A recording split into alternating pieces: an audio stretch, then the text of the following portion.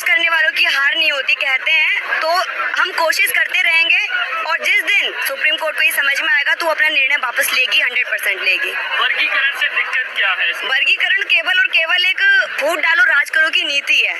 वो हमारे लोगों को आपस में बांट रही है और इसके उदाहरण हमें देखने को भी मिले हैं। बहुत सारे उदाहरण देखने को ये मिले हैं कि आज जो हमारे बहुजन नेता हैं जो हमेशा सर्व समाज के हित के लिए काम करते हैं, हमेशा बहुजनों के लिए सड़क से संसद तक की लड़ाई लड़ी है, जेलों में 12-12 महीने काट के आए हैं, लाठियां खाई हैं, गोलियां खाई हैं, उनके आज वाल्मीकि समाज पोस्टर जला रहा है, पुतले जला रहा है। तो ये फूट डालो राज करो की नीति नहीं है।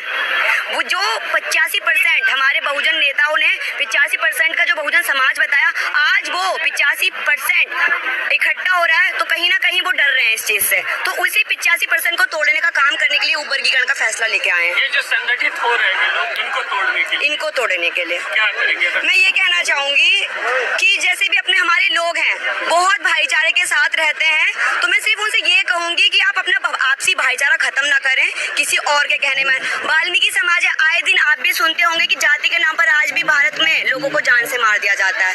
बहुत से केस ऐसे हैं, मतलब कि सुनकर भी शर्म आती कि पानी पीने पर कैसे एक व्यक्ति को मारा जा सकता है।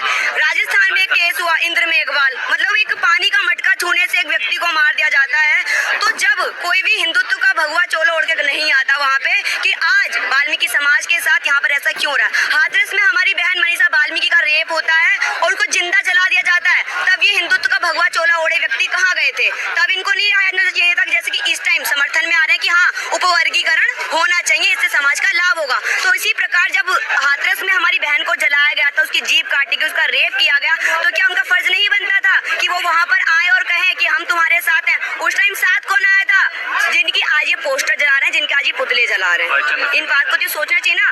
साफ साफ दिखाई दे रहा है कि वो हमें सिर्फ और सिर्फ तोड़ने का काम कर रहे हैं। तो मैं आपसे हाथ जोड़कर निवेदन करती हूँ कि आप इनकी बातों में ना आइए और अपने आप को संगठित रखें और दूसरों के आने से अपने घर को मत तोड़ें प्लीज।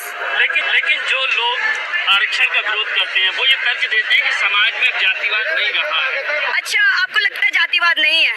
आज जब मूछे रखने पर एक व्यक्ति को मार दिया जाता है, मूछे एक नेचुरल चीजें सबकी आती हैं, इससे कहाँ मतलब किसी का धर्म भ्रष्ट हो रहा है, किसी की चीजों को नुकसान पहुंच रहा है?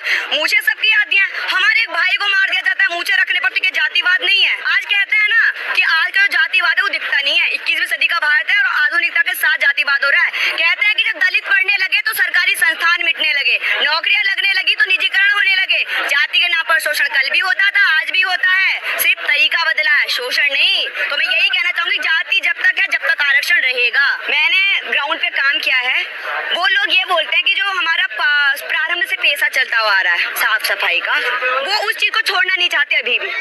ये एक कड़वा सच है, इस चीज को छोड़ना नहीं चाहते। आए सवाल हट फिर के आता है क्यों झाड़ू छोड़ना नहीं? क्यों नहीं छोड़? अब तो देखो, एक कह रहे हैं कि चमारों ने इनका हक खा लिया, जाटवों ने इसका हक खा लिया। जाटव अपना जो उनका प्रारंभिक पेशा था उसको छोड़ के पढ़ाई लिखाई करे, ठीक है, चमड़े का काम छोड़ के आज वो पढ़ाई लिखाई करे। आपको तो सफाई कर्मचारी जो बनते हैं वो क्या वाल्मीकि समाज ने ठेका ले रखा है? अरे तुम तो आओ, हमें पढ़ना है, हम क्यों करें सफाई करने के लिए बहुत से लोग हैं। ऐसा बोलते हैं तो वो चिढ़ जाते हैं, गुस्सा हो जाते हैं। आई डोंट नो भैया वो ऐसा क्यों करते हैं, पर उनकी मानसिक रूप से वो अभी थोड़ा उभरे नहीं है, तो कहीं ना कहीं कारण उनका मानसिक संतुलन अभी ठीक नहीं है। अब वो अभी भी यही चाहते हैं कि हम जो पीढ़ी से करते हुए आ रहे हैं वो हम अब भी करें।